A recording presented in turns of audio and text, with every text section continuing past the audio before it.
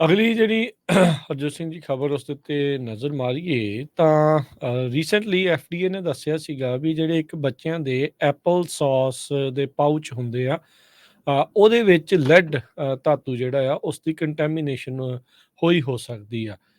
ਇਹ ਜਿਹੜੀ ਕੰਟੈਮੀਨੇਸ਼ਨ ਆ ਇਸ ਦੇ ਨਾਲ ਐਫਡੀਏ ਕਹਿੰਦਾ ਵੀ 65 ਜਿਹੜੇ ਬੱਚੇ ਆ ਉਹਨਾਂ ਦੀ ਪੋਇਜ਼ਨਿੰਗ ਪੋਟੈਂਸ਼ੀਅਲੀ ਹੋਈ ਹੋ ਸਕਦੀ ਆ। ਇਹ ਸਿਨੇਮਨ ਐਪਲ ਸੌਸ ਪਾਊਚਿਸ ਆ ਉਹਦੇ ਵਿੱਚ ਲੈਡ ਪਾਈ ਗਈ ਹੈਗੀ ਆ। ਵਾਨਾ ਸਿਨੇਮਨ ਐਪਲ ਸੌਸ ਕੰਟੈਮੀਨੇਸ਼ਨ ਦੇ ਵਿੱਚ ਆ। ਹੁਣ ਐਫਡੀਏ ਦੇ ਸਪੋਕਸਪਰਸਨ ਇਹ ਕਹਿ ਰਹੇ ਆ ਵੀ ਏਜੰਸੀ ਦੀ ਇੱਕ ਥਿਊਰੀ ਦੇ ਮੁਤਾਬਕ ਇਹ ਇਕਨੋਮਿਕਲੀ ਮੋਟੀਵੇਟਿਡ ਅਡਲਟ੍ਰੇਸ਼ਨ ਆ। ਜਿਹੜੀ ਉਹ ਜਾਣਬੁੱਝ ਕੇ ਇੰਟੈਂਸ਼ਨਲੀ ਇਸ ਦੇ ਵਿੱਚ ਜਿਹੜੀ ਉਹ ਲੈਡ ਮਲਾਈ ਹੋ ਸਕਦੀ ਆ। ਸੋ ਇਸ ਦੇ ਉੱਤੇ ਉਸ ਕੰਪਨੀ ਨੇ ਅਜੇ ਤੱਕ ਕੋਈ ਟਿੱਪਣੀ ਤਾਂ ਜਿਹੜੀ ਉਹ ਨਹੀਂ ਕੀਤੀ, ਪਰ ਏਜੰਸੀ ਦੀ ਇਸ ਇਨਵੈਸਟੀਗੇਸ਼ਨ ਦੇ ਵਿੱਚ ਇਸ ਥਿਊਰੀ ਨੇ ਇਸ ਟਾਈਮ ਸਾਰੇ ਪਾਸੇ ਤੜਥੱਲੀ ਜਿਹੜੀ ਉਹ ਮਚਾ ਦਿੱਤੀ ਆ। Economically motivated adulteration, food fraud, ਜਿਹੜਾ ਆ ਕਹਿੰਦੇ ਵੀ ਚੀਪਰ ਇਨਗਰੀਡੀਐਂਟ ਉਹ ਐਪਲ ਸੌਸ ਬਣਾਉਣ ਦੇ ਲਈ ਜਿਹੜੇ ਬੱਚੇ ਖਾਸ ਕਰਕੇ ਖਾਂਦੇ ਆ, ਵੀ ਉਸ ਪ੍ਰੋਡਕਟ ਨੂੰ ਇਨਹਾਂਸ ਕੀਤਾ ਜਾ ਸਕੇ ਜਾਂ ਬਲਕ ਅਪ ਕੀਤਾ ਜਾ ਸਕੇ, ਉਸ ਦੇ ਲਈ ਏਜੰਸੀ ਜਿਹੜੀ ਇਸ ਦੇ ਵਿੱਚ ਇਹ ਦਾਅਵਾ ਕਰ ਰਹੀ ਆ। ਸੋ ਇਸ ਟਾਈਮ ਔਨਗੋਇੰਗ ਇਨਵੈਸਟੀਗੇਸ਼ਨ ਆ। ਐਫਡੀਏ ਕਹਿੰਦੇ ਵੀ ਇਹੀ ਕਨਫਰਮ ਕਰ ਸਕਦੀ ਆ ਵੀ ਅਸੀਂ ਇਹ ਥਿਊਰੀ ਦੇ ਉੱਤੇ ਕੰਮ ਜਿਹੜਾ ਉਹ ਕਰ ਰਹੇ ਆ, ਤੇ ਕਹਿੰਦੇ ਇਸ ਦੇ ਵਿੱਚ ਹੋਰ ਜਾਂਚ ਹੋਣੀ ਬਾਕੀ ਆ।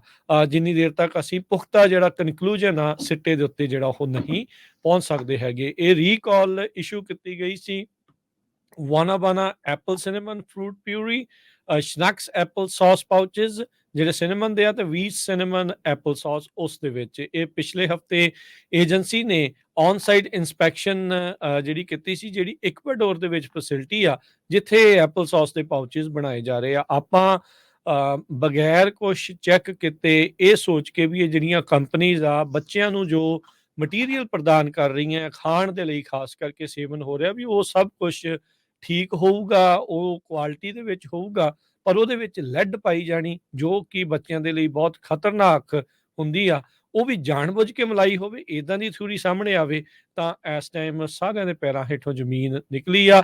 ਸੋ ਭਾਈ ਜਿਹੜੇ ਵੀ ਆਪਣੇ ਬੱਚਿਆਂ ਦੇ ਲਈ ਇਹ ਚੀਜ਼ਾਂ ਦੀ ਵਰਤੋਂ ਕਰਦੇ ਆ, ਇhtiyਾਤ ਰੱਖੋ, ਧਿਆਨ ਰੱਖੋ, ਟਰਾਈ ਕਰੋ ਵੀ ਸਾਰੀਆਂ ਚੀਜ਼ਾਂ ਆਪ ਹੀ ਜਿਹੜੀਆਂ ਉਹ ਕਰੋ। ਆਈ ਨੋ ਇਹ ਕਰਨਾ ਸਭ ਕੋ ਸਾਰੇ ਦੇ ਲਈ ਨਾਮੁਮਕਿਨ ਆ, ਪਰ ਇਸ ਚੀਜ਼ ਨੇ ਇੱਕ ਵਾਰੀ ਜ਼ਰੂਰ ਕਹਿ ਲਓ ਵੀ ਸਾਰਿਆਂ ਦੇ ਵਿੱਚ ਸਹਿਮ ਬਣਾਇਆ ਆ। ਇਜ਼ਰਾਈਲ ਤੇ ਹਮਾਸ ਦੀ ਜੰਗ ਦੇ ਵਿੱਚ ਅੱਜ ਇਜ਼ਰਾਈਲ ਵਾਲਿਆਂ ਨੇ ਐਕਸੀਡੈਂਟਲੀ 3 ਜਿਹੜੇ ਬੰਦੀ ਬਣਾਏ ਹੋਏ ਲੋਕ ਸੀ ਹੋਸਟੇਜਸ, ਉਹਨਾਂ ਨੂੰ ਆਪਣੀਆਂ ਗੋਲੀਆਂ ਦੇ ਨਾਲ ਮਾਰ ਦਿੱਤਾ ਹੈਗਾ।